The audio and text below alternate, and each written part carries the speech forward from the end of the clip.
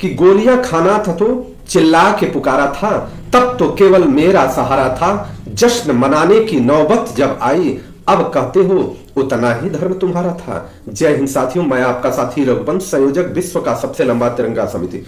15 kilometre 100 metre लंबा तिरंगा जिसका वजन लगभग 15 कुंटल है। 2 बार विश्व रिकॉर्ड बनाने वाली संस्था का केंद्रीय संयोजक रहा हूं। 3 बार श्री लक्ष्मी विष्णु महाहवन का विश्व रिकॉर्ड बनाने वाली संस्था का संयोजक रहा हूं। मित्रों, मैंने इसके पहले भी बताया, हमेशा बताता रहूंगा, क्योंकि सुनने वाले इस बात को वजन दें कि कौन इस बात को कह रहा है। आज हम बात करेंगे श्री राम जन्मभूमि के उस कारसेवक की, जिस कारसेवक ने 4 गोलियां खाई और 17 हड्डियां टूटी। 4 गोलियां खाई, 17 हड्डियां टूटी। सैकड़ों उसके ऊपर मुकदमे लादे गए, बहुत मुकदमों का अंबार कर दिया गया और पूरा अयोध्या उसको जानता। अयोध्या के उस गली के लोग उनके नाम से चर्चित हैं, परिचित हैं। उस गली के लोग भी जानते हैं, हर जगह चर्चित हैं। परंतु दुर्भाग्य है कि श्री राम जन्मभूमि ट्रस्ट के लोगों के लिए वह जानकारी में नहीं है और उनको नहीं बुलाया गया। किसको बुलाया गया? जो बढ़िया से नाच सकता है उसको बुलाया गया, जो बढ़िया से अंग प्रदर्शन करके फिल्मों के माध्यम से पैसा ले सकता है उनको बुलाया गया, जो झूठ बोल करके स्वदेशी के नाम पर पूरी दुनिया में एक लोगों को बरगलाने का काम किया उनको बुलाया गया। जो धर्माचार्य आए हैं उन धर्माचार्यों का स्थिति देखा गया, क्या किया गया वो किया गया। अब समझने की बात है कि सनातन धर्म के सबसे अग्रिम पंक्ति में रहने वाला मैं हूं। अग्रिम पंक्ति में मैं उस सनातन धर्म का पालन करने वाला हूं। परंतु आज ये समझना पड़ेगा कि जितने लोग बलिदान देकर के सनातन धर्म की रक्षा के लिए आगे आ रहे हैं, अगर उनके साथ इसी प्रकार का व्यवहार होता रहा तो क्या आगे आने वाले समय में सनातन धर्म की रक्षार्थ के लिए ऐसे योद्धा आ पाएंगे? कतई नहीं आ पाएंगे। मित्रों, समझने की बात है कि आज मैं बात करता हूं संजय दुबे की। प्रभु श्री रामचंद्र जी की प्राण प्रतिष्ठा हुई है, हमारे लिए गौरव की बात है, सबके लिए गौरव की बात है। पूरी दुनिया में जितने भी सनातनी हैं, और सनातनी ही हम क्यों कहें, जितने भी लोग ऐसे हैं जो धर्म को मानने वाले हैं, उनके लिए गौरव की बात। हम लोग पूरी तरह से बात को समझने का प्रयास करेंगे और उस वीडियो का भी लिंक आपको डिस्क्रिप्शन में हम देंगे, जो पूरा सुनिएगा उस संजय दुबे की कहानी, जो 4 गोलियां खाए और 17 हड्डियां टूटी थी और जो बाबरी का ढांचा था उस ढांचे का गुंबद उनके ऊपर गिरा था। ऐसे लोगों को श्री राम जन्मभूमि ट्रस्ट का जो अध्यक्ष बना दिया गया, जिनके आदेश पर वो गोलियां चली हैं। नृपेंद्र मिश्रा की बात कर रहे हो, जो सचिव रहे उस समय, मुलायम सिंह यादव जी ने आदेश दिया।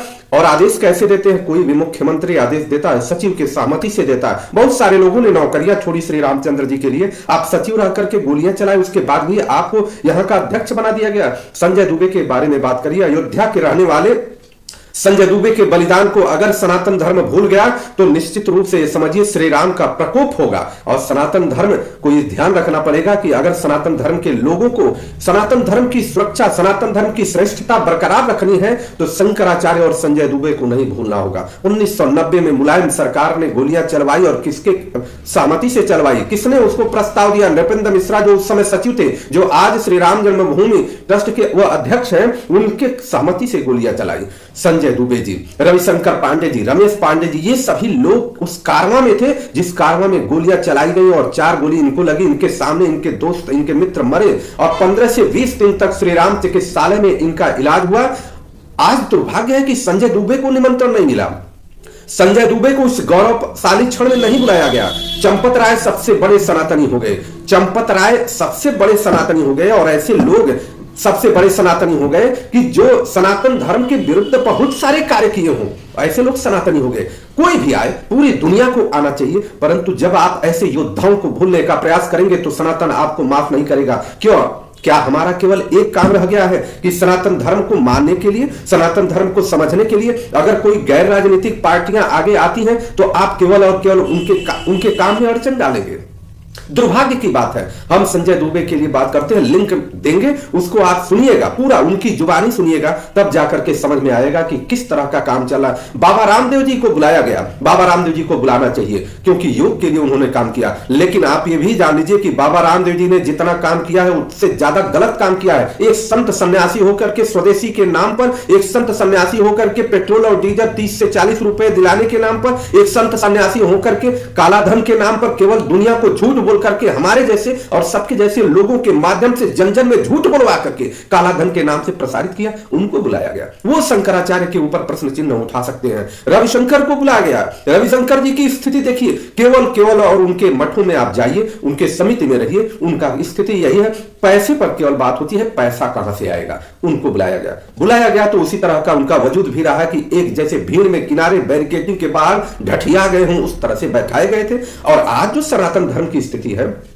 क्या धर्म को मानने वाले लोग केवल मध्यम परिवार या निम्न परिवार के लोग ही हैं कि हमारे लिए सारी परंपराएं, सारी व्यवस्थाएं ये हैं कि बिना पत्नी के पूजा नहीं होगा, बिना पत्नी के गर्भगृह में पूजन का कोई महत्व नहीं होगा। और ऐसे ही लोग वहां पर गए जिनके पास ऐसी व्यवस्था नहीं थी। दुर्भाग्य होगा सनातन का कि शंकराचार्यों का और संजय दुबे जैसे व्यक्तित्व का अगर अपमान करके आप सोचते हैं कि सनातन का कुछ विकास करेंगे, नहीं कर सकते। हाँ, ये बात जरूर है कि प्रभु श्री रामचंद्र जी की कृपा से आप कुछ दिन आगे ऊपर उठ सकते हैं। इसलिए क्योंकि भगवान को जब ज्यादा गिराना होता है किसी को, तो वह उतना ही ऊपर उठाते हैं, उतना ही वैभवशाली बनाते हैं। और जब वहां से फेंकते हैं तो एक भी हड्डियां बचती नहीं है। हम सनातन धर्म और संस्कृत को, राम राज्य को मानने वाले हैं। अरविंद केजरीवाल ने वहां पर अभियान चलाया दिल्ली में, उनके खिलाफ बहुत सारे ऐसे भूखने वाले लोग आ गए कि जो भूख रहे हैं कि ये अरे भाई, कोई भी हो, श्री राम का नाम ले रहा है, सुंदरकांड कर रहा है, श्री रामचरितमानस पढ़ रहा है या कुछ भी कर रहा है, कोई भी हो, उसका सम्मान और स्वागत करिए। लेकिन आप भौंकने वालों को छोड़ दिए हैं और वह छोड़ करके इस तरह से समाज में कुरीतियां फैलाएंगे या समाज में विद्वेष का